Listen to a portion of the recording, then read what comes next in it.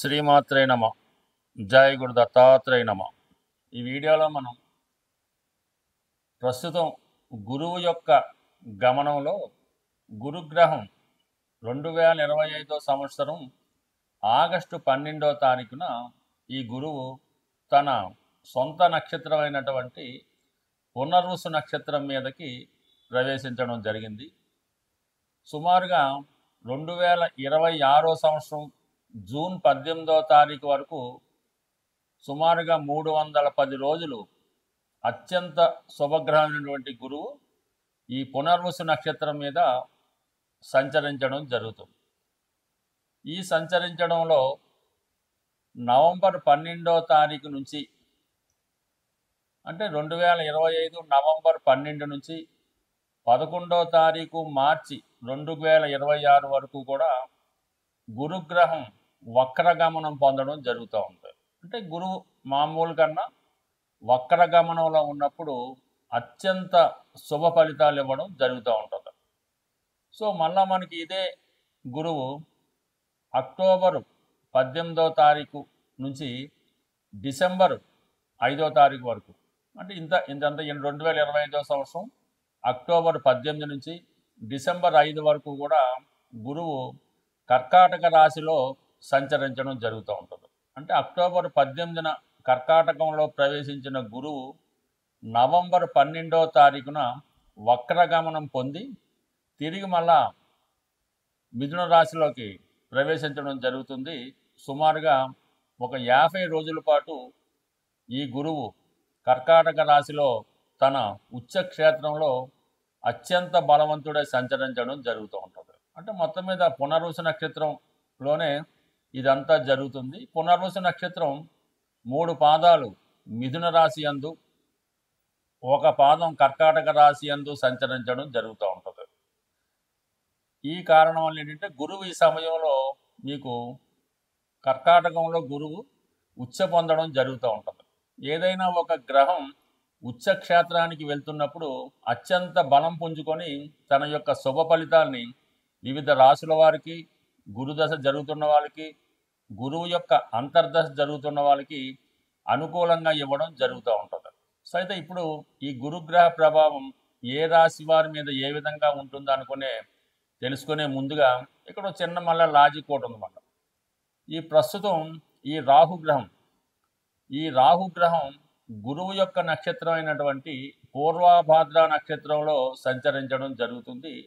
ఇంచుమించుగా ప్రస్తుతం పూర్వభాద్ర నక్షత్రం మీద ఉంటూ నవంబర్ 23వ తారీఖు వరకు అంటే నవంబర్ 23, 2025 సంవత్సరం వరకు ఈ గురువు యొక్క మరొక నక్షత్రం పూర్వభాద్ర నక్షత్రం మీద సంచరించడం వల్ల ఆటోమేటిక్గా గురువు ఈ రాహు యొక్క ప్రభావానికి లోనవడం జరుగుతూ ఉంటుంది. సో రెండు కూడా ఈ విధంగా ఒక కోణ దృష్టి ఈ గురువు మరి రాహు మళ్ళీ ఏర్పడడం వల్ల గురువు రాహు యొక్క ప్రభావానికి లోనవడం వల్ల కొన్ని ఫలితాలు జాతకుడికి అనుకూలంగా ఇవ్వడం జరగదు. అయితే 1-2 సార్లు ప్రయత్నం చేయడం వల్ల జరుగుతూ ఉంటుంది. కొన్ని కార్యక్రమాల్లో అంటే రాహుకి అనుకూలంగా ఉన్నటువంటి కార్యక్రమాల్లో గురువు మనకి అనుకూల ఫలితాలు ఇవ్వడం జరుగుతూ ఉంటుంది. ఏదైనా గురువు ఒక భావంలో ఉన్న ఒక స్థానంలో ఉన్న ఆ భావాన్ని ఎక్స్పాండ్ చేయడం జరుగుతూ ఉంటుంది. ఆ భావాన్ని బాగా పెంచుతూ ఉంటాడు అనమాట. ధనస్థానంలో ఉంటే బాగా ధనవంతుడు చేస్తాడు, సంతాన స్థానంలో ఉంటే ఎక్కువ సంతానాన్ని ఇస్తూ ఉంటాడు. సేమ్ రాహు కూడా అదే పద్ధతి. రాహు కూడా ఏ భావంలో ఉన్నా ఆ భావాన్ని తన యొక్క పద్ధతిలో అంటే తనదైన మార్పు సృష్టించే విధంగా పెంచుతూ ఉంటాడు. ఏదైనా ఒక అనెతికల్ ఉందనుకోండి, ఏదైనా ఒక అనెతికల్ అంటే మామూలుగా ఏదంటే ఒక చెడ్డ అలవాట్లు ఉంటే దాన్ని బాగా పెంచుతూ ఉంటాడు. ఒక వ్యభిచారం అవ్వచ్చు, ఒక స్మగ్లింగ్ అవ్వచ్చు, ఇవన్నీ కూడా రాహు యొక్క లక్షణాలు. రాహు ఏదైనా ఒక విషయాన్ని విపరీతంగా పెంచి మళ్ళీ సడన్గా దానివల్ల డౌన్ఫాల్ ఇస్తూ ఉంటాడు. సో ఇప్పుడు ఈ రాహు మనకి నవంబర్ 12 వరకు, రాహు నవంబర్ 23 వరకు మనకి ఈ పూర్వభాద్ర నక్షత్రంలో సంచరించడం వల్ల గురువు అప్పటి వరకు కొన్ని మిశ్రమ ఫలితాలు ఇస్తూ దాని తర్వాత నుంచి నవంబర్ 23 నుంచి ఇంచుమించుగా మనకి జూన్ 2018 వరకు జాతకుడికి శుభ ఫలితాలు ఇవ్వడం జరుగుతూ ఉంటుంది. అందువల్ల ఏంటంటే ఏ రాశి వారికి ఏ విధమైనటువంటి ఫలితం రావడం జరుగుతుంటుందని తెలుసుకునే ప్రయత్నంలో గురువు యొక్క కారకత్వాలు అంటే గురువు శుభగ్రహం, అటు ధనకారకుడు అంటే రెండో స్థానానికి కుటుంబానికి, పంచమ స్థానం సంతానానికి, జాతకుల్లో ఉన్నటువంటి తెలివితేటలకి, ఉన్నత విద్యకి, పూర్వపుణ్యానికి కారణమవుతుంటాడు. 11వ భావానికి అంటే ధన లాభానికి కారణమవుతుంటాడు. సో ఈ విధంగా గురువు తన కారకత్వాల ద్వారా, తన ఉన్న స్థానాల ద్వారా జాతకుడికి శుభ ఫలితాలు ఇచ్చే ప్రయత్నం జరుగుతూ ఉంటుంది. సో ఏదైనా ఒకే నక్షత్రంలో అంటే గురువు యొక్క నక్షత్రం అయినటువంటి పునర్వసులో ఈ 310 రోజులు అతి రేరుగా సంచరించడం జరుగుతూ ఉంటుంది. అంటే ఏదన్నా పునర్వసు నక్షత్రం అంటే చాలా బలమైన నక్షత్రం అన్నమాట. అంటే ఏదైనా ఒక ప్రాంతం కానీ, ఒక వ్యక్తి కానీ, ఒక వంశం కానీ ఏదైనా దారి తప్పుతున్నప్పుడు, అక్రమ మార్గాల్లో వెళ్తున్నప్పుడు, తన యొక్క ఉనికిని కోల్పోతున్నప్పుడు ఈ పునర్వసు నక్షత్రంలో ఆ కుటుంబంలోనూ ఆ ప్రాంతంలోనూ ఎవరో ఒకరు జన్మించి దాన్ని అంతా కూడా మళ్ళా తిరిగి కొత్తగా సామ్రాజ్యాన్ని స్థాపించడం, సస్యశ్యామలం చేయడం, అంతరించిపోతున్నటువంటి ఆ వంశ గౌరవాన్ని తిరిగి నిలబెట్టడానికి ఈ పునర్వసు నక్షత్రం కారణమవుతుంటుంది. అంటే పునర్వసు నక్షత్రం అన్నది ఏంటంటే తిరిగి సాధించడం మాట. అంటే పోగొట్టుకున్నటువంటి ప్రతిభని సాధించుకోవడం జరుగుతూ ఉంటుంది. ఇప్పుడు ఎవరికైతే ఈ గురుగ్రహం అనుకూలంగా ఉంటుందో వాళ్ళు గతంలో ఏవైతే పోగొట్టుకున్నారో, దేనికోసం అయితే ప్రయత్నం చేస్తున్నారో అవన్నీ కూడా ఈ గురువు మనకి ఈ పునర్వసు నక్షత్రం మీద సంచరిస్తున్నటువంటి టైంలో ఎవరికి ఏ విధంగా లాభం పొందుతున్నది కొద్దిగా రాశుల వారిగా తెలుసుకునే ప్రయత్నం చేద్దాం.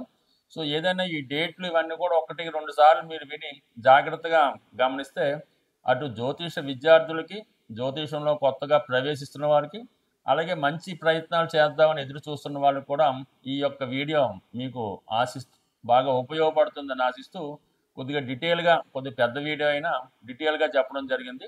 బట్ ఏదైనా శాస్త్రం మీద అభిమానం ఉన్న వాళ్ళకి, కొద్దిగా మైండ్ పెట్టి వింటున్న వాళ్ళకి ఇది ఖచ్చితంగా ఉపయోగపడుతుంది. ఈ వీడియోలో మనం మిథున రాశి వారికి పునర్వసుపై గురు సంచార ఫలితాలు తెలుసుకునే ప్రయత్నం చేద్దాం. సరే, ఇంకా మిథున రాశి వారికి పునర్వసు నక్షత్రం రాశి అందే ఉండడం వల్ల ప్రస్తుతం గోచారీత్యా జన్మరాశి అందే గురుగ్రహ సంచారం జరుగుతుంది.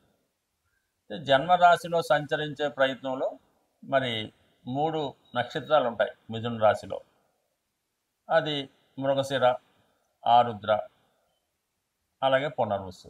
అంటే గురువు తన గమనంలో ఏ నక్షత్రం మీదకి వస్తే ఆ నక్షత్రాల ఫలితాలు కూడా ఇవ్వవలసి ఉంటుంది.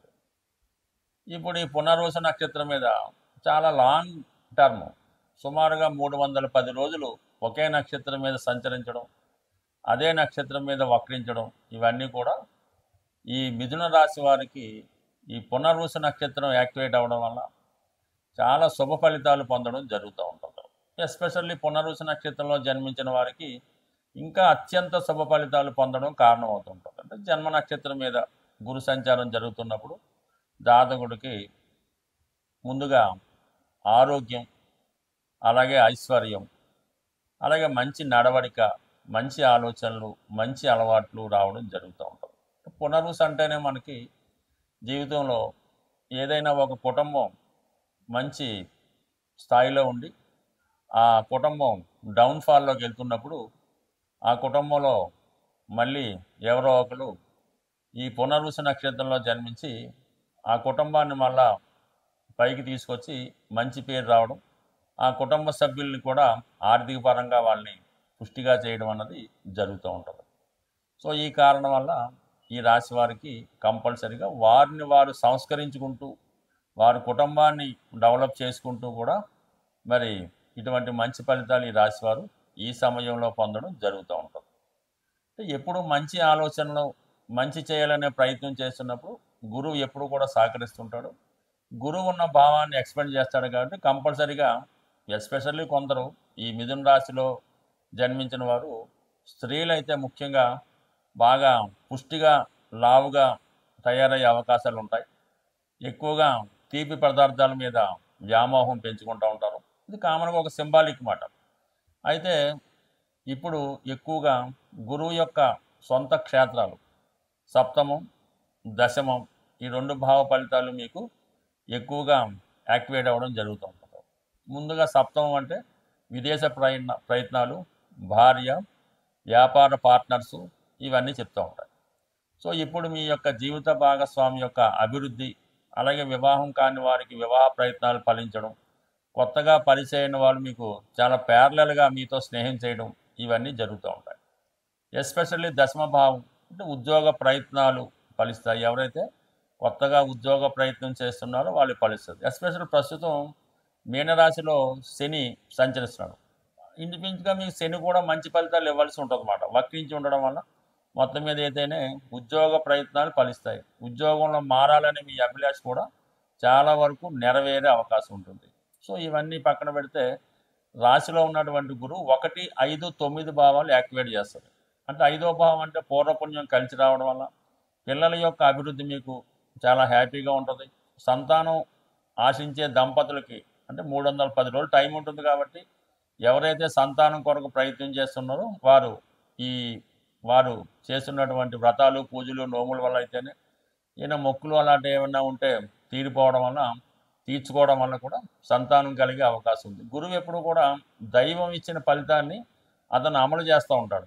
గతంలో మీరు ఏదైనా పిల్లల కోసం మొక్కుని ఉంటే అది తీర్చకుండా ఉంటే ఇప్పుడు తీర్చుకుంటే ఆ ఫలితం మీకు రావడం జరుగుతూ ఉంటుంది. సో ఏదైనా ఈ గురువు మీకు ఇటువంటి ఫలితాలు ఇవ్వడం జరుగుతుంది. ఎస్పెషల్లీ అక్టోబర్ 18, డిసెంబర్ 5 మధ్యలో కుటుంబ స్థానంలోకి రావడం వల్ల కుటుంబ సభ్యుల్ని తిరిగి కలుసుకుంటారు. దూరమైన కుటుంబ సభ్యులు మళ్ళీ ఒక చోట చేరడం జరుగుతూ ఉంటుంది. కుటుంబంలో శుభకార్యాలు లాంటివి జరుగుతూ ఉంటాయి. ఎక్కువగా దైవ సంబంధించిన చర్చలు జరుగుతుంటాయి. పుణ్య కార్యక్రమాల కోసం ఆశిస్తుంటారు. ధనం సంపాదించే మార్గాలు అన్వేషిస్తుంటారు. కుటుంబంలో ఒకరికి ఏదో ఉద్యోగం, శుభం జరగడం వల్ల కుటుంబం అంతా ఆనందంగా ఉండడం జరుగుతూ ఉంటుంది. బట్ ఏదైనా ఈ మిథున రాశి వారికి గురువు యొక్క ప్రభావం మొత్తం మీద ఈ 310 రోజులు చాలా గొప్ప మార్పుని, మంచి అభివృద్ధిని తీసుకురావడం జరుగుతుంది. వ్యక్తిగతంగా మిమ్మల్ని మీరు చాలా ఇంప్రూవ్ చేసుకుంటారు. ఏదో ఒక పుణ్య కార్యక్రమం కానీ మీకు గర్వకారణంగా ఈ సమయంలో అంటే ఏదో ఒక ఎసెట్ కొనుక్కోవడమో, ఉద్యోగం సంపాదించడమో, సంతానం కలగడం జరిగి ఒక గర్వకారణంగా రావడం జరుగుతుంటుంది. బట్ ఏదైనా ఒక విషయాన్ని గుర్తుపెట్టుకోవాల్సి ఉంటుంది. గురువు ఎప్పుడు కూడా మంచి కార్యక్రమాలకి, నిజాయితీ అయిన కార్యక్రమాలకు మాత్రమే సహకరించడం జరుగుతూ ఉంటుంది. అందువల్ల ఆ ప్రయత్నంలో వెళ్తే మాత్రం కంపల్సరీగా మీరు సక్సెస్ అవ్వడం జరుగుతుంది. గురుగ్రహ అనుగ్రహం సంపాదించాలంటే మరి సాధారణంగా ఈ రాబోయే ఆశ్వీజ మాసం, ఈ కార్తీక మాసం, కొన్ని పండగలు వస్తుంటాయి కదా. కార్తీక మాసంలో ఎస్పెషల్లీ మీరు ఏదైనా ఒక శివమాల ధరించిన, వెంకటేశ్వర స్వామికి సంబంధించినటువంటి మాల ధరించిన, లేదంటే రేపు దసరాలో అమ్మవారికి సంబంధించిన సంకల్పం తీసుకొని మాల ధరించిన, లేదు అయ్యప్ప స్వామి దీక్ష తీసుకున్న, ఏదో ఒక దీక్ష మీరు అది 40 రోజులు, అర్ధమండలం, 8 రోజులు మీ యొక్క సంకల్పాన్ని బట్టి, భగవంతుడు మీకు ఇచ్చిన అవకాశాన్ని బట్టి ఇటువంటి దీక్ష మీరు చేయడం వల్ల మీకు గురువు యొక్క అనుగ్రహం తొందరగా లభించే అవకాశం ఉంది. సాధారణంగా గురువు అటు మీ యొక్క కులగురువుని కానీ, ప్రస్తుతం మనకు ఉన్నటువంటి దత్తాత్రేయుడు, రాఘవేంద్ర స్వామి, సాయిబాబా వారు, అంటే ఎవరి నమ్మకం వాళ్ళది, ఆ గురువుని సేవించడం, లేదు తల్లిదండ్రులను సేవించడం, విద్య నేర్పిన గురువుని సేవించడం, దానివల్ల మీకు గురువు యొక్క అనుగ్రహం లభిస్తుంది. చాలా సింపుల్గా ఒక మంచి పసుపు కొమ్ము తీసుకొని అది మీరు వ్యాపారస్తులైతే మీరు క్యాష్ బాక్స్లో పెట్టుకోండి, అలాగే ఒక పసుపు కొమ్ము మీ పాకెట్లో పెట్టుకోండి, లేదంటే అది దండకి కట్టుకోవడం వల్ల కూడా, అంటే పసుపు కొమ్ము మీ దగ్గర ఉండడం వల్ల గురుగ్రహ అనుగ్రహం లభిస్తుంది.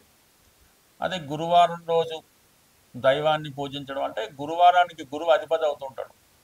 ఆ గురువారం రోజు మీరు ఏ దైవాన్ని పూజించినా ఆ సంకల్పం మీకు రావడం జరుగుతూ ఉంటుంది. బట్ ఏదైనా గురువు యొక్క అనుగ్రహం పొందాలంటే ఎక్కువగా పసుపు వాడటం, పసుపు రంగు వస్త్రాలు ధరించడం, అలాగే పసుపుతో చేసినటువంటి వినాయకుడిని ప్రతిరోజు పూజించుకోవడం వల్ల కంప్లీట్గా మీకు గురువు యొక్క అనుగ్రహం లభిస్తూ ఉంటుంది.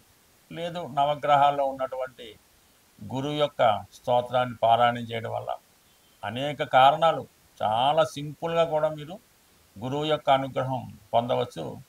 కేవలం విఘ్నేశ్వరుని గరికతో అర్చించడం వల్ల అయితేనే, వెంకటేశ్వర స్వామిని తులసి దళాలతో పూజించడం వల్ల అయితేనే, శివుణ్ణి శుభ్రమైనటువంటి గంగాజలంతో అభిషేకం చేయడం వల్ల అయితేనే, సో ఏ కార్యక్రమం చేపట్టినా కంప్లీట్గా మీకు గురుగ్రహ అనుగ్రహం లభిస్తుంది. గురుగ్రహ అనుగ్రహం ఉంటేనే జీవితంలో అదృష్టం దొరుకుతుంది. సో ఏదైనా మరి గురువు యొక్క అనుగ్రహం ప్రతి ఒక్కరు కూడా చాలా సులభంగా పొందవచ్చు.